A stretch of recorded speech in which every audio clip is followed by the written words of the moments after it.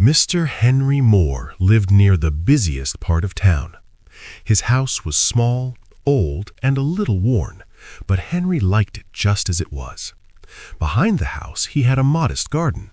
The garden was his favorite place, a private little world of colors and calm. In summer, the garden came alive with flowers, reds, yellows, blues, and purples, all swaying gently in the wind.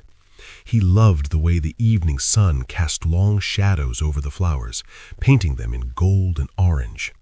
Every evening he would sit quietly on the small wooden bench, inhaling the scents of the flowers, and just watch as the day slowly faded. Sometimes he would close his eyes and imagine the world as simpler, warmer, and slower than it actually was. On weekends, he spent long hours tending the garden. He pulled weeds, watered the plants, and rearranged flower pots. It was quiet work, but it gave him peace. During the week, however, life was very different. Henry worked in a large office far from home. Each morning, he walked to the bus stop and took the crowded bus into the city. Each evening, he returned the same way. He rarely spoke to anyone, even when others tried to make conversation. He had no close friends, and over time this quietness had settled into loneliness. Many days felt long, empty, and monotonous.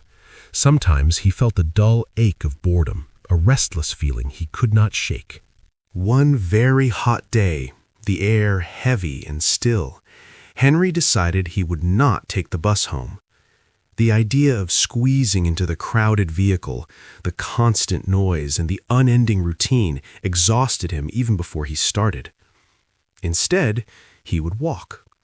Step by slow step, he moved through quiet streets, feeling the warmth of the sun on his face, noticing the faint scent of baked bread from nearby bakeries, and the sound of children laughing somewhere far away. As he walked, he stumbled upon a small, old shop tucked between two larger buildings. Its windows were dusty, the glass slightly warped with age, and inside, objects from long ago were displayed in no particular order. Broken clocks leaned against shelves, chipped teacups were stacked haphazardly, and old toys sat forgotten, each seeming to whisper forgotten stories. Henry pushed the door open. A soft chime announced his entry. "Good evening," said a man behind the counter.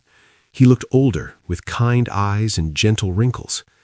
"Good evening. May I look around?" Henry asked politely. "Yes, of course," the man replied. Henry wandered slowly through the shop, touching objects lightly with curiosity. He paused before a shelf high above eye level and noticed a small, unusual doll. It looked like a tiny old man.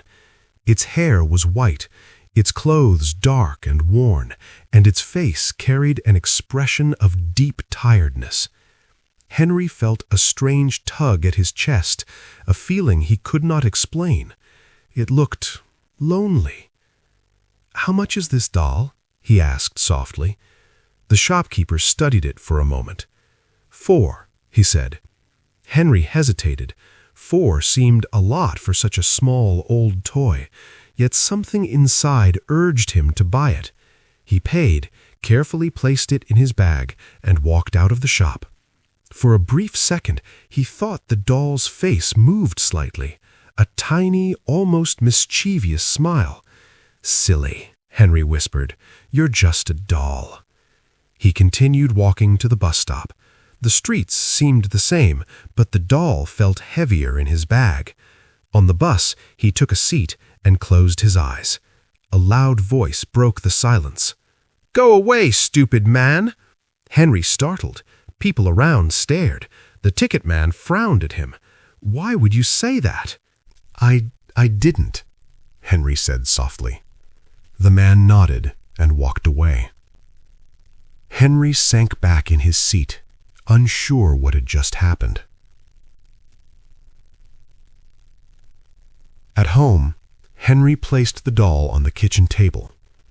Its small, tired face stared at him, but the faint smile lingered. That night he ate little, feeling strangely unsettled. When he went to sleep, The doll seemed to be closer than before, sitting by his bed, almost as if it had moved. Morning brought light through the window. Henry rubbed his eyes and found the doll once again on the table. 2 letters lay on the floor, opened, though he was certain he had left them closed. His heart skipped a beat. He felt a chill creep down his spine. Later, on the bus, an elderly woman stood, weary and tired. Henry offered his seat.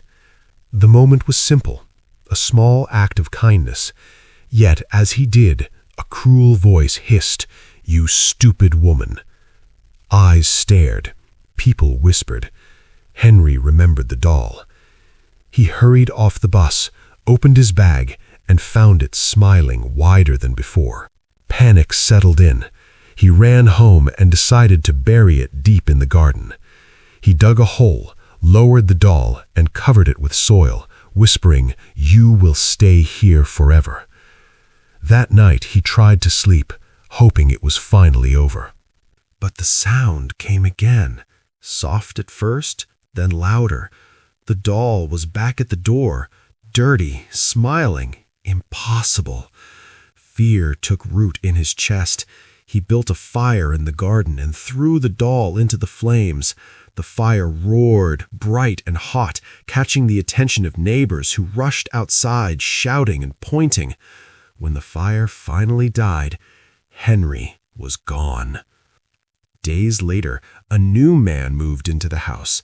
He admired the garden and the sunset glow. One evening, sitting quietly, he noticed something small and familiar on the table. A small doll, smiling quietly, waiting.